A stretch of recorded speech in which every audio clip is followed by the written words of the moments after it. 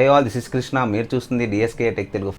So ఈరోజు video వచ్చేసరికి మనకి OnePlus నుంచి అండి. OnePlus నుంచి తీసుకోవాలని చాలామంది అనుకుంటున్నారు. కాకపోతే ఒక గ్రీన్ లైన్ ఇలా సంథింగ్ కొన్ని ఇష్యూస్ అయితే ఉన్నాయి, ఫేస్ చేస్తున్నాను, ఒక్కొక్కరికి ఒకలా చెప్తున్నారు కదా. సో వాటి వల్ల తీసుకోవాలని కన్ఫ్యూజ్ అయితే ఒకటి ఉండిపోతుంది చాలామందికి.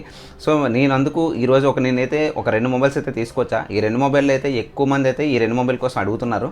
సో వాళ్ళ కోసం నేను ఈరోజు ఈ 2 మొబైల్ కంపారిజన్ అయితే చూసి మనం ఏ మొబైల్ తీసుకోవచ్చో, ఏ బడ్జెట్లో ఏది తీసుకుంటే ఏది బాగుంటుంది అనేది మీకు ఈ వీడియోలో అయితే ఫుల్ క్లారిటీగా అయితే నేనైతే ఇస్తానండి. ఫస్ట్ ఆఫ్ ఆల్ మనం ఇప్పటివరకు ఎవరైనా సరే సబ్స్క్రైబ్ చేసుకోకపోతే సబ్స్క్రైబ్ చేయండి, లైక్ చేయండి, షేర్ చేయండి, బెల్ మాత్రం మర్చిపోకండి. బెల్ కొడితే ఏంటంటే నేను ఏ వీడియో పెట్టినా మీకు నోటిఫికేషన్ ద్వారా వస్తాయి. అండ్ ఇంకోటి ఏంటంటే మీరు కామెంట్ కూడా చేయండి. కామెంట్ చేస్తే ఏంటంటే నాకు కూడా మీకు నెక్స్ట్ ఏ కంటెంట్ తీసుకురావాలనేది నాకు కూడా ఒక ఐడియా ఉంటుంది కదా. సో ఇంకెందుకు లేట్, మరి వీడియోలోకి వెళ్దామా? వీడియోలోకి వెళ్ళే ముందు ఫస్ట్ ఆఫ్ ఆల్ మనకి ఈ 2 మొబైల్స్ ఏంటంటే OnePlus 11R 5G mobile, OnePlus 11. ఈ రెండు యొక్క ప్రైస్ కూడా చూసుకుంటే మనకి ఇది 11R వచ్చేసరికి మనకి 39,968 ఆ ప్రైస్లో అయితే ప్రజెంట్ అయితే ఉంది.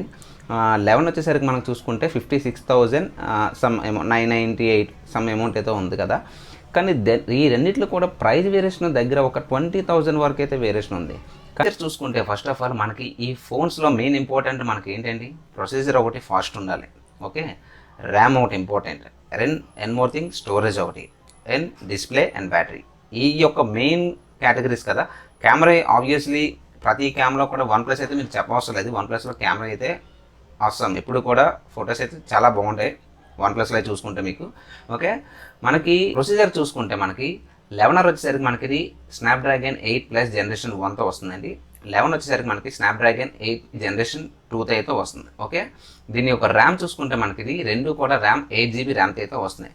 ఈ ర్యామ్ ఒక 8GB ర్యామ్, అండ్ మనకి ఈ ర్యామ్లో మనకి పెర్ఫార్మెన్స్ స్పీడ్ ఉండడం కోసం వీళ్ళు LPDDR5X అని చెప్పి ఒకటి ఇంక్లూడ్ అయితే ఇందులో చేయడం వల్ల మనకి పర్ఫార్మెన్స్ పరంగా గేమింగ్ ఆటలకి కూడా ఎక్స్పీరియన్స్ కూడా వాళ్ళు కూడా ఈ యొక్క దీనివల్ల కొంచెం పర్ఫార్మెన్స్ బాగుంటుంది.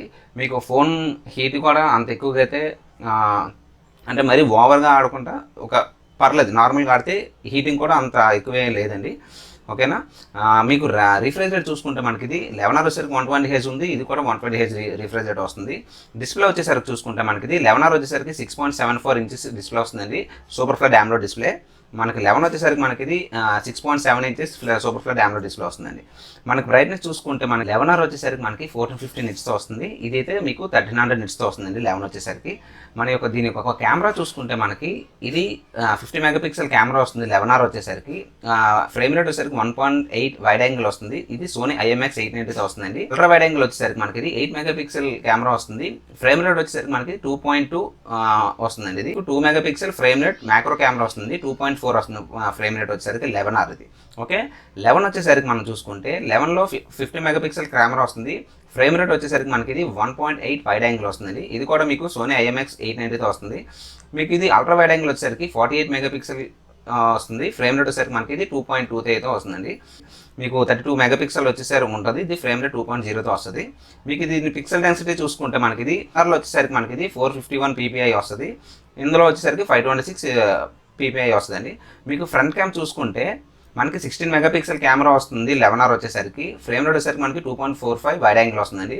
11 వచ్చేసరికి మనకి ఫ్రంట్ క్యామ్ 16 మెగాపిక్సెల్ కెమెరా వస్తుంది, ఫ్రేమ్ రేట్ వచ్చేసరికి 2.5 వైడ్ యాంగిల్ వస్తుంది. బ్యాటరీ చూసుకుంటే మనకి ఇది 5000 11R వచ్చేసరికి 5000 mAh బ్యాటరీ వస్తుంది, 100 what super work fast charging అయితే వస్తుందండి. దీనికి కూడా సేమ్ 11 కూడా అంతే, 5000 mAh బ్యాటరీ వస్తుంది, 100 వాట్స్ సూపర్ వర్క్ ఛార్జింగ్ అయితే వస్తుంది. దీనికి వాటర్ రెసిస్టెంట్ అయితే 11Rకి అయితే వాటర్ రెసిస్టెంట్ లేదండి, ఇది మీకు IP64 అయితే వస్తుంది 11 వచ్చేసరికి, ఓకే. దీని యొక్క వెయిట్ చూసుకుంటే వెయిట్ కూడా రెండింటికి కూడా సేమ్ వెయిటేనండి, 205 గ్రామ్స్ అయితే వస్తుంది. ఇది 11 వచ్చేసరికి మనకి కార్నింగ్ గొరిల్లా గ్లాస్తో వస్తుందండి, బ్యాక్ సైడ్ కూడా. ఈ ఫ్రంట్ అండ్ బ్యాక్ సైడ్ కూడా కార్నింగ్ గొరిల్లా గ్లాస్ వస్తుంది. మనకి 11 రెండు పర్ఫార్మెన్స్ చూసుకుంటే రెండు పర్లేదండి.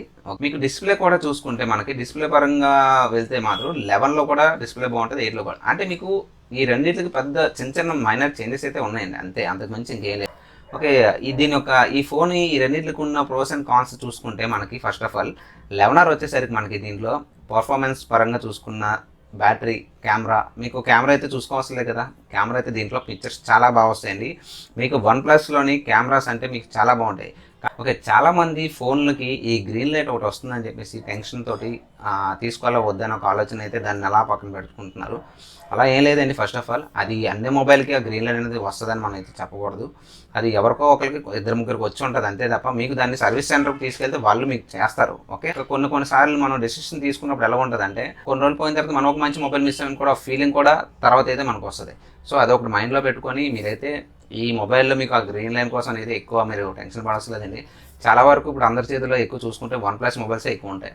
ఇప్పుడిప్పుడే కొంచెం ఐఫోన్స్ కూడా ఎక్కువగా ఉంటున్నారు కదా. సో అలా అనమాట. మీకు 11కి చూసుకుంటే మనకి ప్రైస్ వేరియేషన్ అయితే ఉంటుంది, కానీ రెండింటికి ప్రాబ్లం అయితే రెండింటికి ఈ ఫోన్లు కూడా దేని దానికే ఉంటాయండి. ఓకే, సో మీకు ఇప్పుడు అర్థమైందని అనుకుంటున్నా.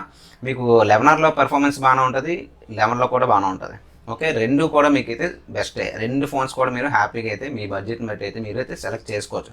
కాకపోతే మనం ఈ రెండు ఫోన్ల యొక్క ప్రోస్ అండ్ కాన్స్ చూసుకుందామండి. తీసుకోవచ్చా తీసుకోకూడదు అనేది మన బడ్జెట్ని బట్టి ఉంటుంది. రెండు ఫోన్స్ కూడా చాలా వరకు అయితే బెస్ట్ అండి. కానీ ఎక్కువ ప్రిఫర్ చేసింది ఏంటంటే 11Rలో అయితే, అంటే మనకి బడ్జెట్ ఎంత తక్కువ అయితే అంత మంచిదే కదా, కెమెరా పరంగా చూసుకున్నా అంతే కదా.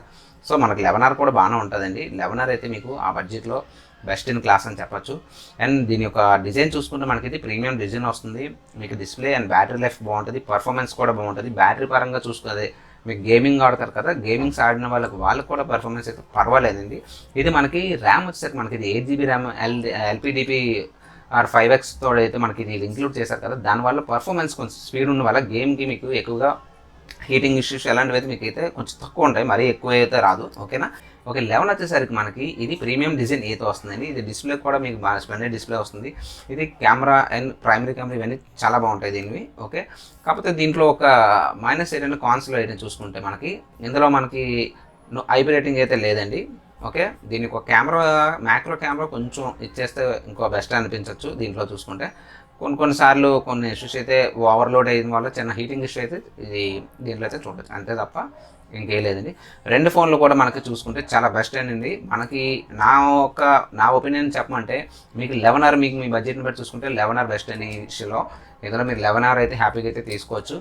ఓకే, మీకు 11 కూడా మంచిదే. మీకు 11 ఆ బడ్జెట్కి వెళ్ళగలని అనుకుంటే మీరు ఆ బడ్జెట్లో 11 కూడా. ఫస్ట్ ఆఫ్ ఆల్ మనం ఈ ఫోన్ని కొనిన తర్వాత మనకి తీసుకున్న 2-3 రోజుల్లోనూ కానీ ఈ మధ్యలో ఎప్పుడైనా వచ్చిందంటే ఇష్యూ, అది ఆటోమేటిక్గా లైన్ వచ్చిందంటే మనం వెళ్ళి వాళ్ళకి చూపించవచ్చండి. ఆటోమేటిక్గా వాళ్ళకి తెలుస్తుంది మీరు ఆ line automatic software issue problem ఉందా, మీరు చేసింది అంటే మీరు ఏమైనా ఎప్పుడు పడిపోయినా డిస్ప్లే పడి ఇరపడం తెలుస్తుంది కదా వాళ్ళకి కూడా. సర్వీస్ సెంటర్కి తీసుకెళ్తే వాళ్ళకి ఆటోమేటిక్ చూసి చెప్తారు.